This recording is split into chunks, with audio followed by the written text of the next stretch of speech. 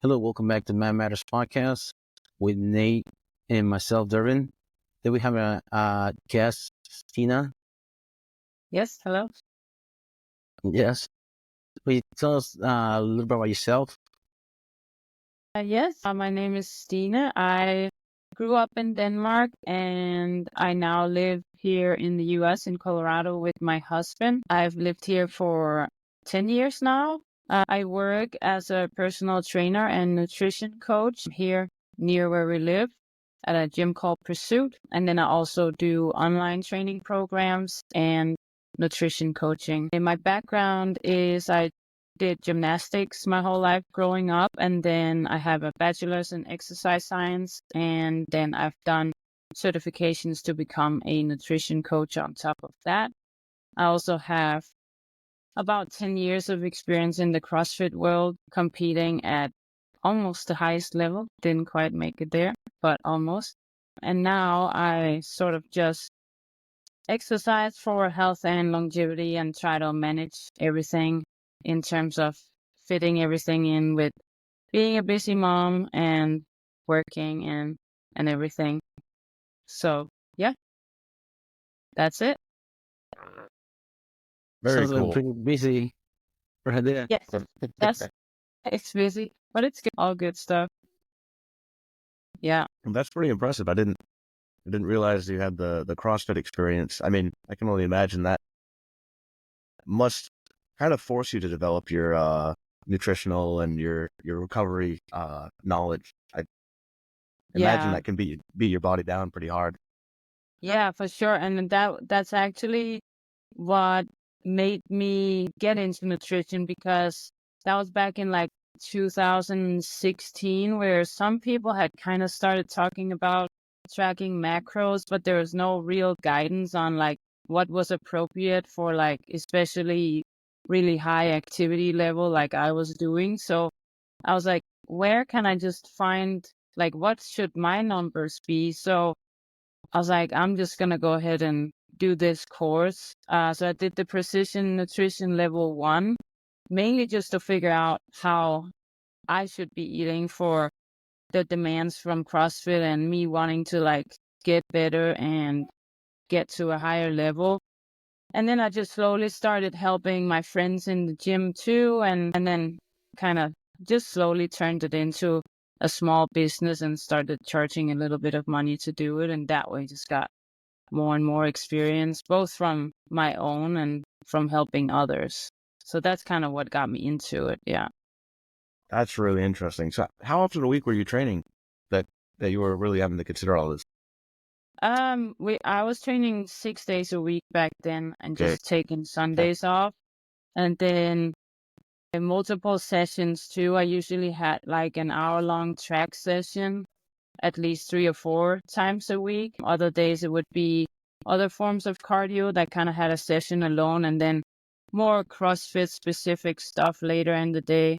And then at one point in time, my coach had me do like an hour sauna every day too. So Wow. it was like a whole, it was like a full-time job, I would say, but I learned a ton from it, and it was a really fun thing to pursue just because we had no kids back then. So like Mhm. I had the time to really dive into it Mhm.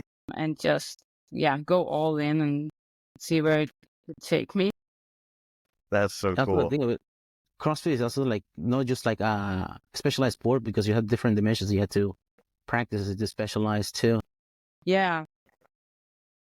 Yeah, it's so time consuming because you have to practice so many different elements. So yeah, it is just, which is also why after having kids, I kind of tried a little bit again. I had entered the master's division. So I was like, maybe I should give it a try here, but just the time commitment that it is, for me, it didn't seem like, it didn't make sense now, like after having kids, spending so much time on that. Because unless you are at like the very, very top, it just costs money. There's no, you don't gain much financially in that way. So it's just a very big investment in that way. Yeah. I remember somebody that was on the Miranda. Do you remember her? She's a CrossFit back Yeah. in the day. Yeah. Yeah. she's the same way. She started doing like, she has her own workouts as well too. She kind of had the same approach. She was like high level. Then after she had kids, she started her own approach, different than Yeah. CrossFit. Yeah, I think her turn, like from what I understand, was like how do we do this more efficiently with like minimal time? And then they kind of developed the street parking that way, where it's like workouts that you can do at home and you don't have to spend hours on end at the gym to be fit and healthy. And that's kind of what I learned too, having kids. Like, and then for us at the same time, COVID happened, so the gym shut down. So we started investing in our home gym, and just then you realize, oh my gosh, this is so much more effective. My baby can be right here, and I can just get my workout done. And you realize, yeah, just maybe 30 minutes every day is actually plenty if you're just staying consistent with it. Yeah. That's really interesting. I imagine that's, I don't have kids, but I imagine that's a struggle for a lot of people, is getting back into the routine after having kids. Yeah. Yeah. I remember thinking it was pretty hard working out while I was pregnant. And then I was like, man, it's even harder after, because you have to try to fit it in either when you can like activate your kid doing something else, or try to do it during nap time. But there's a million other things you want to do during nap time as well. I did also for a period of time go back to CrossFit, where I brought both kids along, and that just also seemed like a lot, to pack up everybody and all the snacks and everything to go just do like a short workout. So yeah, but I mean, you figure out what works for you in the end.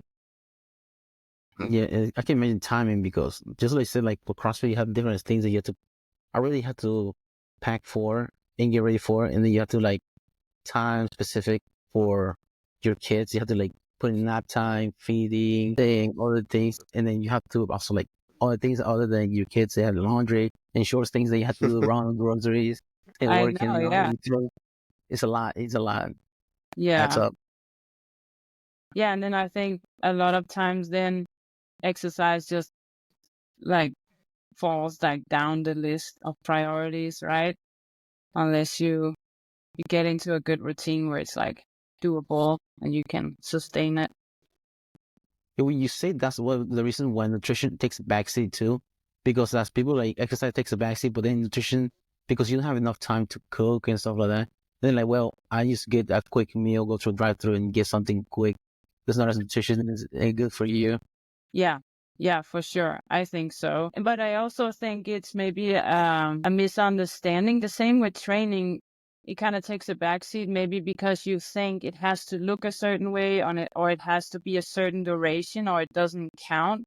Instead of just doing what you can a little bit every day is better than putting 1 hour in every 10th day or whatever. And the same with nutrition. I think then, okay, if I can't do it 100% all the time, I might as well just not worry about it. It's kind of like that same mindset where I think that's where a lot of people go wrong. They try to do too much at the same time, or restrict too much, so it's not sustainable, rather than figuring out a way that is just, good on average, rather than just being occasionally super great.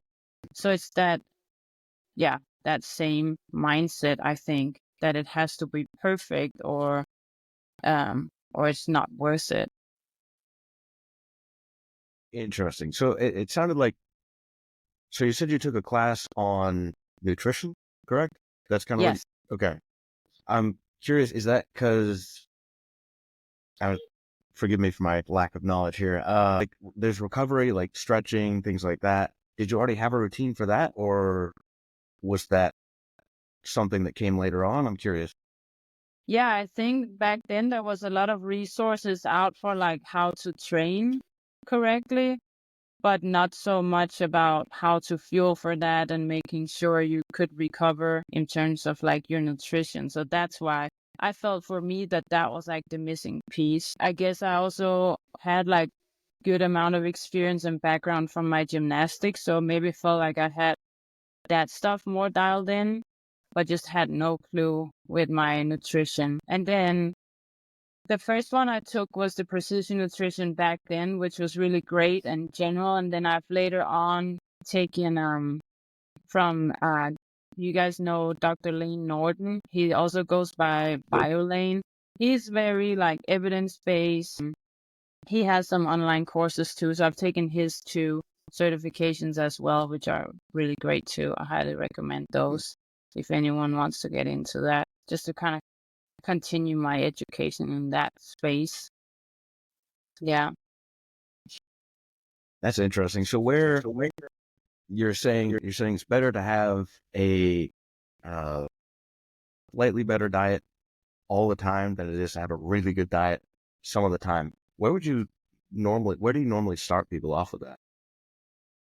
The most common thing when I start with a nutrition client is that most people are not eating enough protein, but overeating like fat, just because that way they're eating like too many calories overall. And those are usually the 2 parameters that like we try to adjust first, and also the ones that are most challenging for most people. Yeah.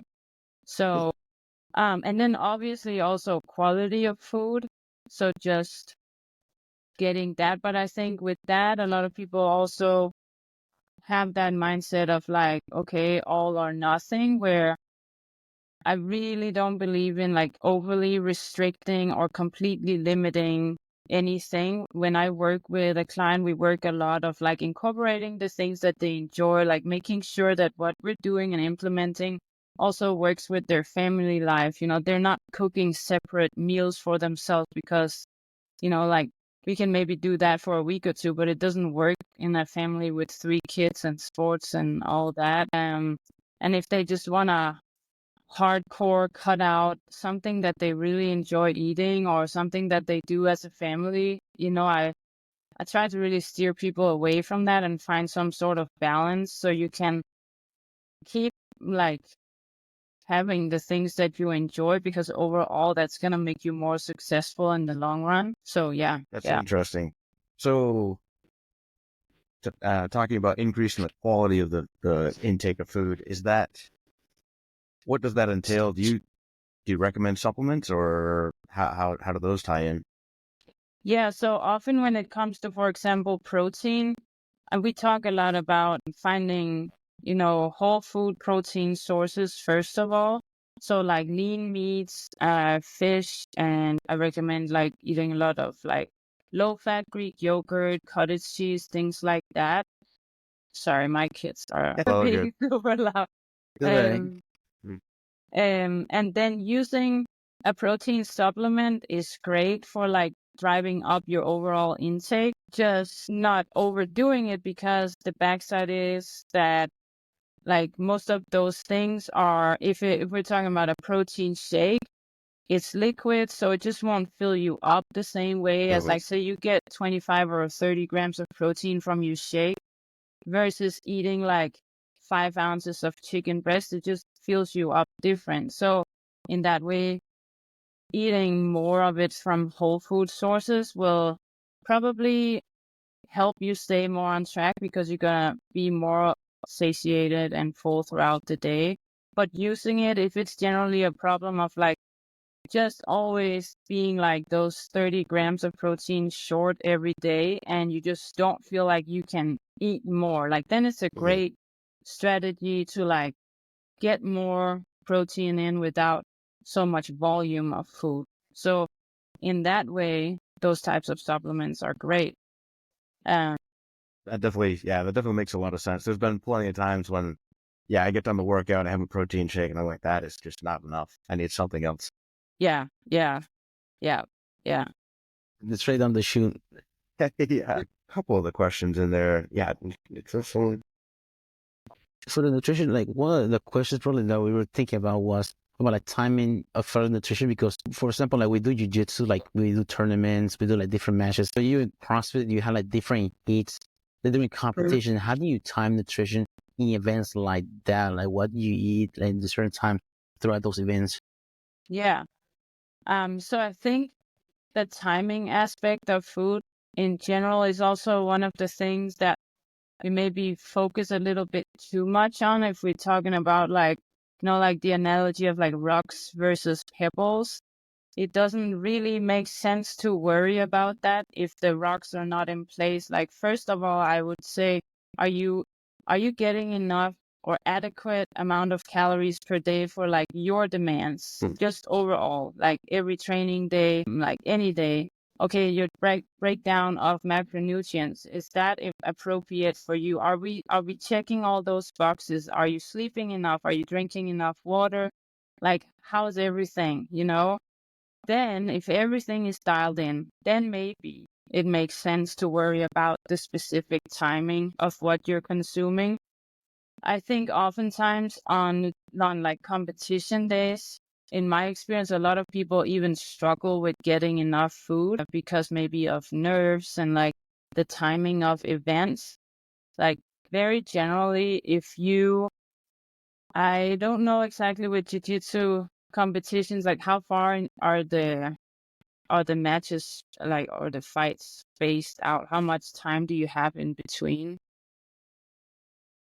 That it can vary quite a bit. I mean, Okay. some brackets, I mean, you might get 10 minutes in between. Others, you might get a couple hours. So, Yeah. So then if you only have like 10 minutes or even up to 30 minutes, I would just try to get some carbohydrates in, like just in snack form. And again, it's also very individual how you feel training on an empty stomach versus like being more full. But then if you have hours in between your fights, I would try to get a more like regular full meal in that way.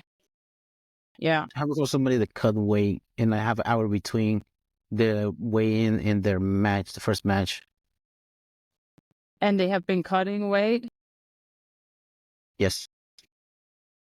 I mean, you would probably want to get some liquids in and maybe also some nutrition from that. So I don't have a lot of experience with that. And if it's like a hardcore cut, I would definitely say liquids because then you're probably going to be dehydrated and then some form of liquid carbs. So it's like quickly absorbed and maybe also some liquid protein to kind of help you feel full and have that in your system too. Yeah. But yeah, I have not.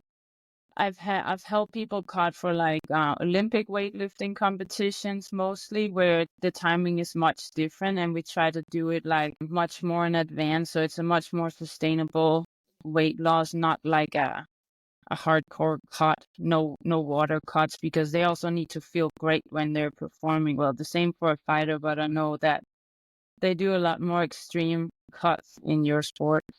So some of those guys are nuts. Yeah.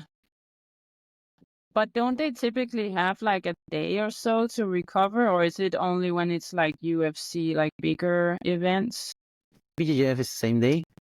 Really? yeah. Yes, I think ABGF, you have to weigh in with your gi, your uniform, you have to get weighed in. Yeah. Okay. Yeah, and that even adds like what, 5 pounds or something like that? Probably, yeah, around there, I think. Yeah. Yeah. Yeah. Okay. Okay, but Yeah. meanwhile, everybody else is juicing the. So I don't know what the weighing for. They're making it the first. What's it really making it fair for? No, yeah. Yeah. Well, yeah, I also was doing that because that's one thing, like in wrestling when I was in college, that's one thing that we, like, especially smaller guys, because the brackets start earlier than anybody, because the heavyweight has like 2 hours for even, like, he doesn't even have to cut weight. But Yeah. that 125-pounder, he's the first guy that goes wrestling. So he has an hour between weighing in.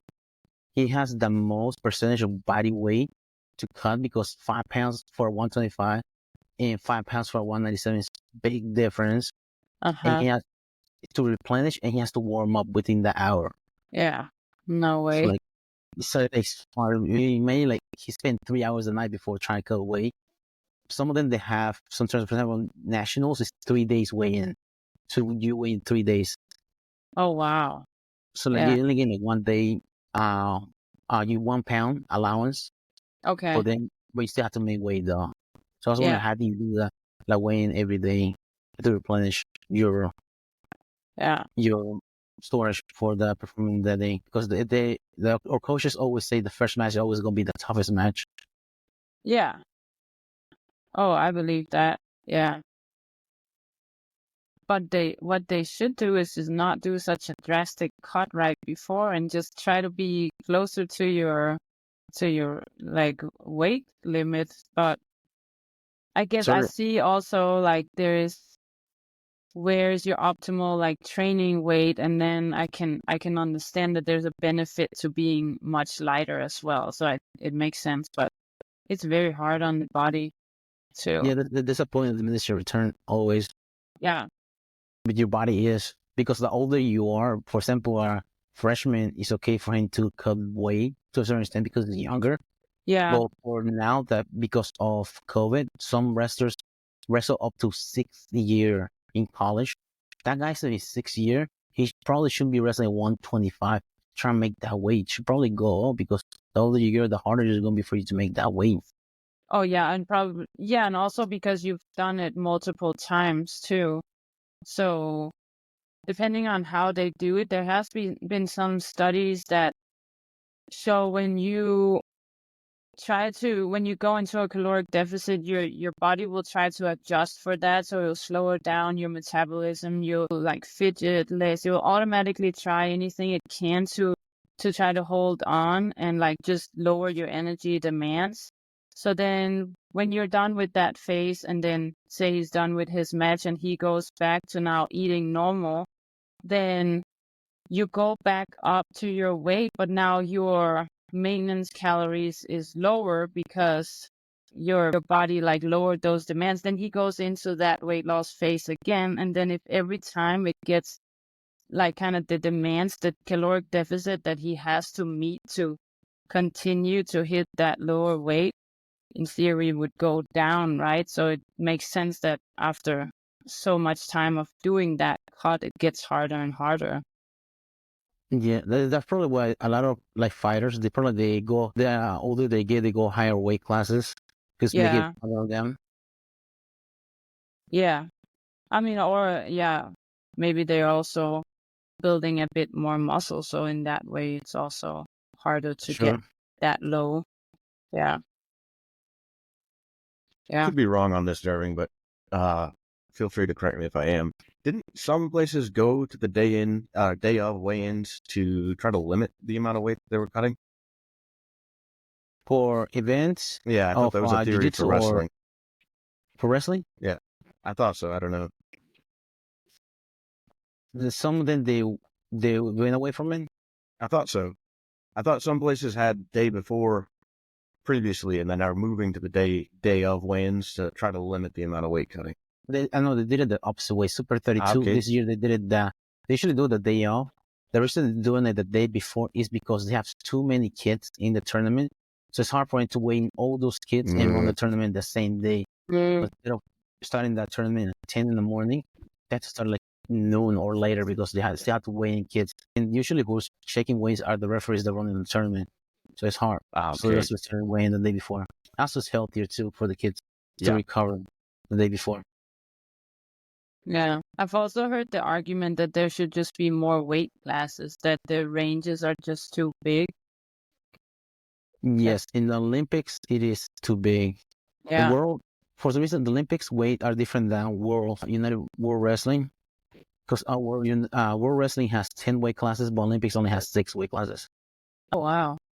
Yeah. Yeah. Just that would probably help people keep a longer and healthier career if they didn't have to do such a drastic cut every time. Yeah. Yeah.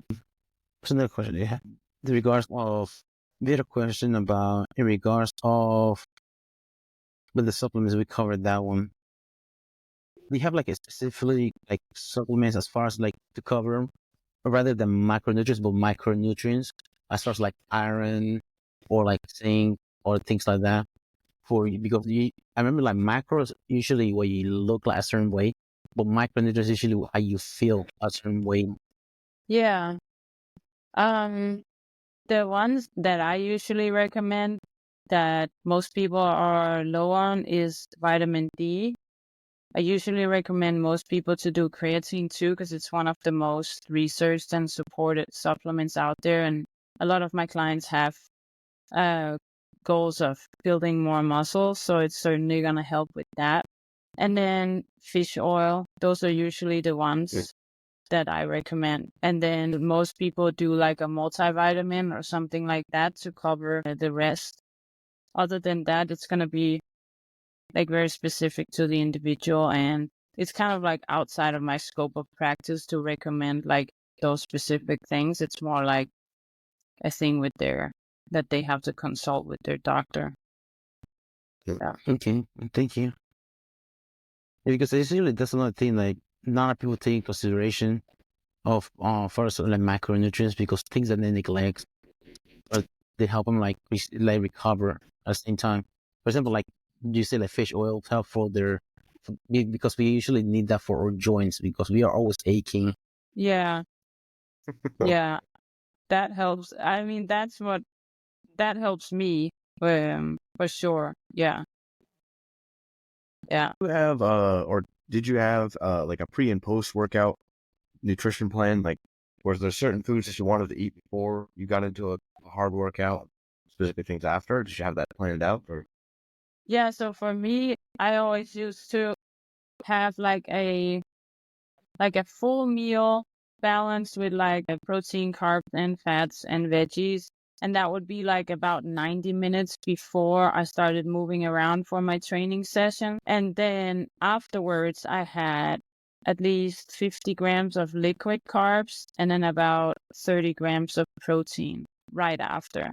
Sometimes if it was a longer session, I would start sipping on my carbs towards the end of my session. But yeah, that used to be my routine. And that worked well for me. But I know other people who don't like having a meal, like even 90 minutes might be close for them to have a full meal close to the training session, or some can even do it closer. I think whatever you do pre-workout is something you have to, it's like trial and error, see what works for you, and what you like. Yeah. that makes a lot of Now I sense. focus more on like what I just do overall on a daily basis, because I'm not really training for a certain performance. It's more aesthetics and longevity. Definitely, that makes a lot of sense. I remember at the end of college, I was training. I had more time then, and I was able to train a few hours a day. And I remember specifically, if I ate too close, I would be great for the first half, and then the second half, my energy would just tank. And it was strange, because it was almost, I felt better going in on an empty stomach. Like, energy-wise, at least I was the same the whole time. It was not a spike and then a crash. Yeah. Granted, I think the food I was intaking was not the best for me, but No, maybe that had something to do with it too. Like intra-workout nutrition is something to play around with too. That's why if my sessions were longer, I started like sipping on my carbs just to kind of keep the energy a little bit higher. And if they were really, really long, we would take a break and eat a snack or something like that to like keep going. Yeah. For the training sessions, and also like, how soon do you like eat breakfast? Like, because some people eat like breakfast as soon as they get up, others don't eat breakfast at all. What's your thought on? Yeah, so what I do right now, because I coach most mornings at 5 a.m., either private training clients or classes. So I usually don't eat before that. I just have my coffee, and then I just drink some branched chain amino acids throughout my 2 or 3 hours of coaching, because I feel like it kind of holds me over. I don't get like so hungry. And then when I come home, so around 8, I'll eat my breakfast then. That's my routine right now, just because of my work in the morning. But with fasting or time restricted eating in general, there's no magic to it. If people are losing weight because they're doing it, it's very simple. Like, you're cutting out a whole meal's worth of calories. So it's a great strategy, especially if you don't prefer to track your food. It's an easy way to kind of limit your calorie intake just by eliminating one meal. The only downside is that I think in my experience, I see that for a lot of people, it's hard not to overeat then once your eating window starts, because now you're so hungry that you just want to eat everything in your kitchen. And then you don't really end up in a caloric deficit because you just overeat after. That's why I like sipping on the BCAAs throughout the morning when I don't eat, because I feel like I don't end up with that like crazy hunger. Um, I think again it's like very individual what works for you. Some people want to eat right when they get up. Some people prefer to wait a little bit. I always take it back with my clients to like, what can you sustain? Like, fine, maybe you can do the fasting for a week or two and it's great, but like, does it work for your lifestyle? Does it work with your family? Like, does the rest of your family sit down to eat breakfast together and you can't join? Then that's probably not a good setting. Like, we always talk about like, what can you do long term? Okay, that's what we're gonna practice. So that's what I would consider. Yeah. That makes sense. Yeah, that seems like a very real approach. I feel like I've heard a lot of people who don't preach that, who are, that trying to get you on these perfect diets that are just daunting, to be honest. Yeah.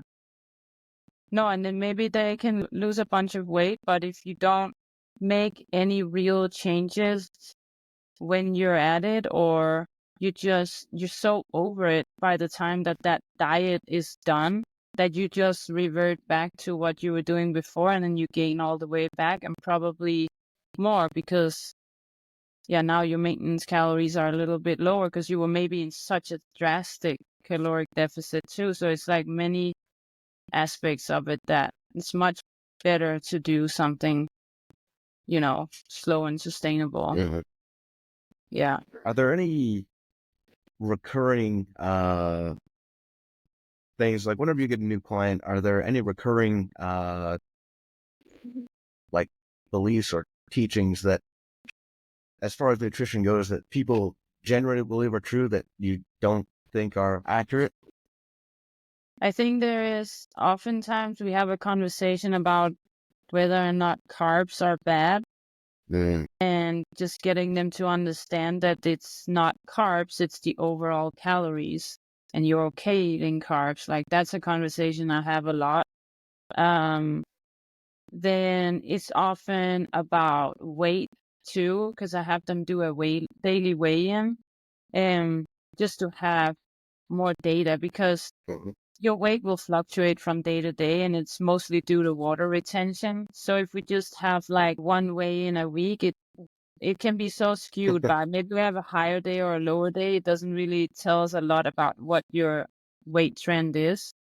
So that is, I think, like, at first people maybe don't like it so much because of those daily fluctuations, because it's like, man, how did I gain 2 pounds since yesterday? It's like, no, you didn't. It's just maybe you ate out, maybe you had more sodium. Are you super sore? You're probably holding more water, or like, it's a constant conversation about that. And then it turns into like, it's also empowering because you start recognizing these patterns, so you can almost anticipate what the weight is gonna be when at your weigh-in in the morning. And then it's like, oh, you kind of detach a little bit emotionally from that number, which is ultimately what I'm going for, because in the end, like, it does not matter. It's just a number, we Right. just need it for data. So I think those are definitely two things that we work a lot on in terms of mindset. Yeah. That's really fascinating. Yeah. And even for guys too, it's not just women. Like, that number on the scale, it can really bother a lot of men as well. Yeah. It's not Yeah. getting On a any bigger bigger. scale. Yeah, no. Sometimes it's, they're like, they don't want it to go too low, or Yeah. yeah. Yeah, for sure. Yeah. That's good stuff. Thank you. Yeah. Is there currently any like pharmaceutical drugs that you see like a lot of like you see some people are using nowadays that you see like in nutritional they see a trend going on right now? It would probably be the weight loss drugs like Ozempic. I think there's still like a lot of research to be done on that, and I don't know everything about it. I think there's more and more like this understanding of especially obesity, like that we need to understand it and approach it more as a disease. So in that way, I think if taking like a drug like you would for any other disease, if it can help you with that, and now you're dropping weight and you're eliminating a bunch of other issues related to obesity, then maybe it's a good thing. I think it also just has to come with like some lifestyle changes, and I don't know if it always does. So I think a lot of people who could probably lose the weight from diet and exercising, maybe they have the means to get the drug, and it seems like an easier solution, and they do that. But if we're talking about like a 5 or 10 pound weight drop, you probably don't need it. But then there's also, I've heard the argument that, well, if you know, like if you just don't have the energy to focus on that, and then it can kind of free up time and energy you can put into other aspects of your life. Maybe that's fine, and maybe that's a good reason to use it to drop just even a little bit of weight. So I think that's probably the most talked about right now and the most popular one. I just don't know enough about it to really have a super informed opinion about it, honestly. Yeah, I see a lot of people that are on those kind of Ozempic. I can't remember the name of the other one that people are on that they Yeah, are getting on. Don't know how sustainable they are because see a lot of people are losing weight. It's not just body weight; you got to see it on their face. yeah, How much they lose. So they're losing not just fat, but also losing muscle mass as yes, well. Which is like I yeah, don't know how what's the like all the side effects for using those drugs as well. So I don't know yeah, much about it. exactly. I feel like, it probably needs more research, but that's what I've heard too, that they're losing a lot of muscle with that. But that's also, you can't really avoid that in a weight loss, even with like high resistance training and high protein intake during a caloric deficit. I think the best you can get close to is like 70% fat loss and 30% muscle loss. Like you will always lose a little bit of muscle when you are losing weight, even if you are um, making like the efforts not to. So, and I don't know, since it's very large people who are probably on that drug, if it's like an appropriate ratio that they're losing each. I don't know that. Because we don't know what their muscle mass was to begin with. No, no. But then again, if it then help them not, you know, get diabetes or other like cardiovascular disease or anything like that, then it's probably good. That's probably better. So Sure. it's always like a trade-off, I guess. Yeah. Yeah, because those things are not cheap. Some insurance don't cover them, those drugs. Yeah, that's what I've heard too, that it's definitely expensive. Yeah, And yeah. do you have any question, Nate? Well, I was just looking. We had the question about special diets like keto or vegan, but I guess I mean, if you have more points, glad to hear them. But I think we've kind of heard that it seems like if it's working for somebody, it's probably okay. I don't know. What are your thoughts? Yeah, I think I was just thinking about it too, because you said like what are trends, and I think those are definitely some of the trends, like the carnivore, keto, all those things. Like the reason they work is because they all create like a caloric deficit in some way or another. And then I think it's great, but it also again comes down to like, can you sustain it in the long run? Because that's, I think, what we often see, that they can't really, right? They may drop a bunch of weight because they eat a carnivore diet, and maybe they even do it for like 6 months, but then maybe it didn't turn out to be great for their overall health, or maybe they just can't sustain it because it doesn't work with their family life or whatever. And then they maybe gain the weight back. So then I think it comes down to what can you consistently do? That's what you should be doing. Yeah. Yeah. And most people cannot just hardcore like cut out foods or food groups from their life forever, because that's the only strategy to get them there. Yeah. I feel like, the only exception rule will be if they're like have like health issues. For example, somebody had like Crohn's disease or things like that. That would make sense, but not because of nutritional. Yeah. And then I think when you do something like that, maybe like get your blood work done to check out how it really affects you. Because I think it also affects everyone different. Some people might thrive on a carnivore diet, and some people might not. So just because it worked for someone else might not be the best thing for you. Yeah, I know somebody that got on a carnivore diet, losing a lot of weight, but her cholesterol was going through the roof. Like she was having heart issues and stuff like that. Yeah, probably not. No. Good idea. Somebody worked third shift, loaded on caffeine all the time, cholesterol issues. Yeah. It's not a good thing to be on. No. Yeah. Then it's not good. No, I think Eating fried eggs all the time. I know, right? Just doesn't seem like a good idea. No. No. It does seem like everybody that I know that has done the carnivore diet or vegetarian, any of that, is like they all seem to fade out after a little while. Even if it lasts months, it still seems to fade out. They go back. Yeah. I feel like it would be hard to not feel somewhat isolated. You go out to eat with people and you can only have this certain things. I mean, Yeah, for sure. Do you have any carnivore? Yeah. Probably. Better of bacon. Yeah. Yeah. But I don't question, because we have other ones that we have, but you seem like you cover as well.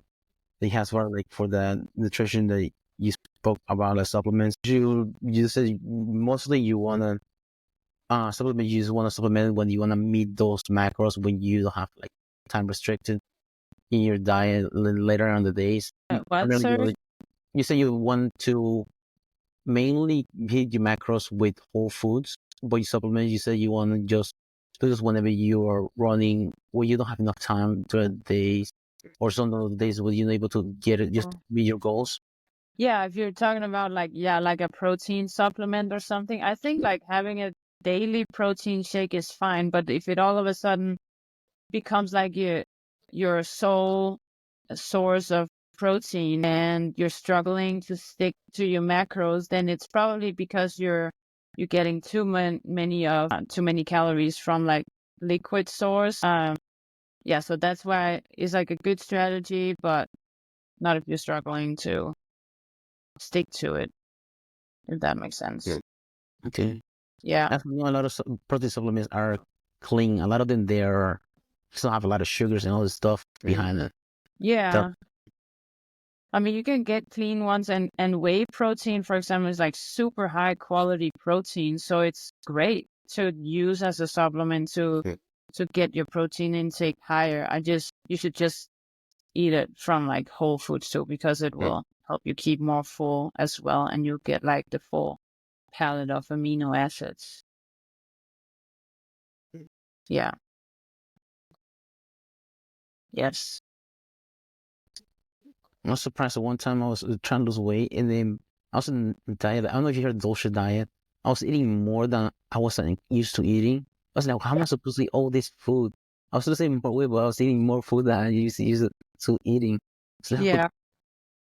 Was it more because of the volume, or was it more in terms of calories too, you think?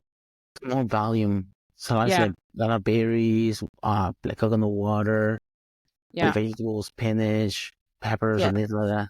That's a lot of stuff.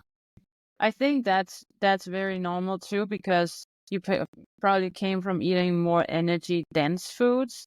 So then all of a sudden switching to more whole foods, it just the volume is more.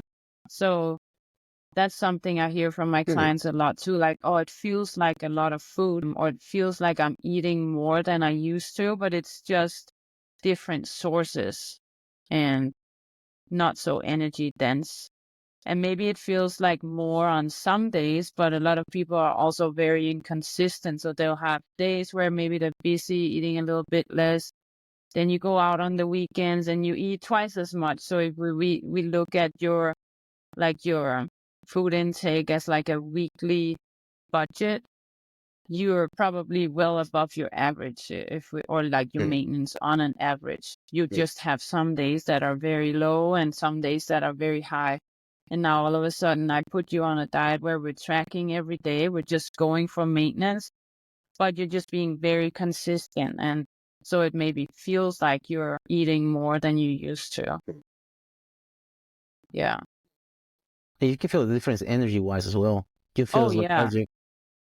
Yeah, for sure. Yeah.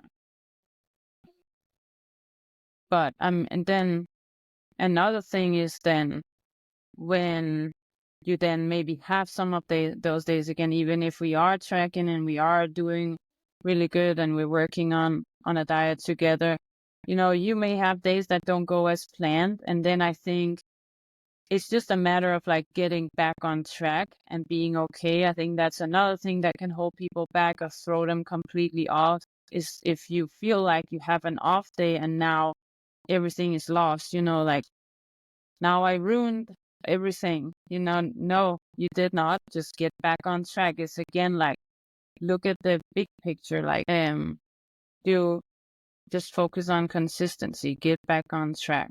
So that's another thing that I talk to my clients a lot about. Because life is gonna happen. It's not just gonna be perfect all the time. So you have to allow yourself to get a little bit off track, but make sure you get back on again. Mhm. Yeah. Yeah, that's important. So, because being a perfectionist, sometimes like, because it feels like by getting off the track, it feels like everything that you've done before is just like being thrown away. Then you have to like go back from the beginning, but not necessarily. Take a little bit step to the left, just to get back on, Yeah. to Yeah. get back.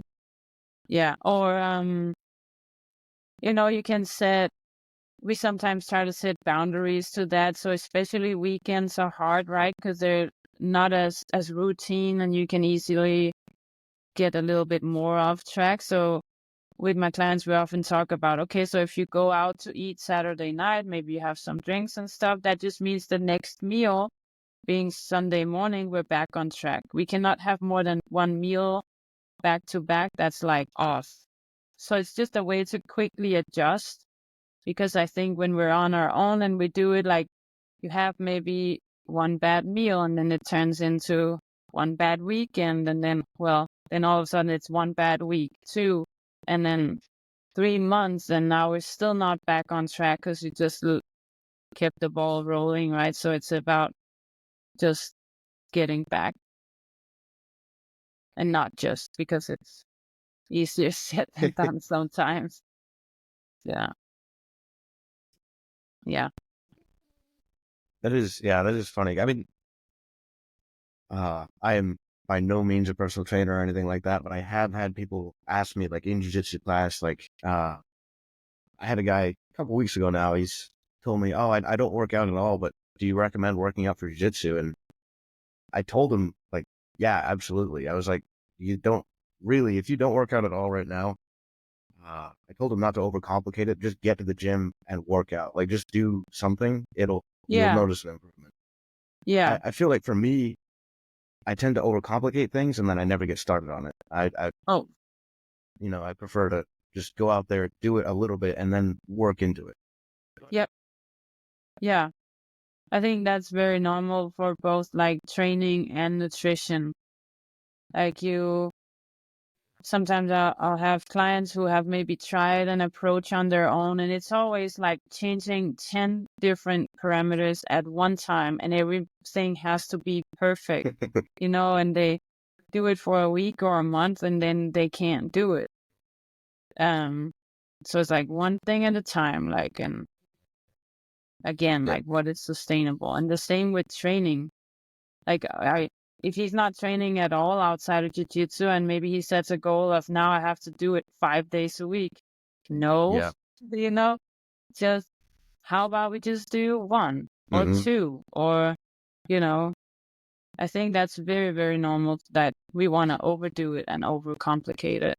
Yeah. Because it's also what we see on social media a lot. Immediate No doubt. gratification. Huh? Immediate gratification. Oh, yes. Yeah. Yeah. Yeah, that's definitely also, I think, when I work with people, they're surprised by how long a weight loss generally it is probably going to take much longer than you think, Mhm. if you want to do it the right way. That 30-second reel that you see on Instagram is 5 year long. Yes. Yeah. Yeah, for sure.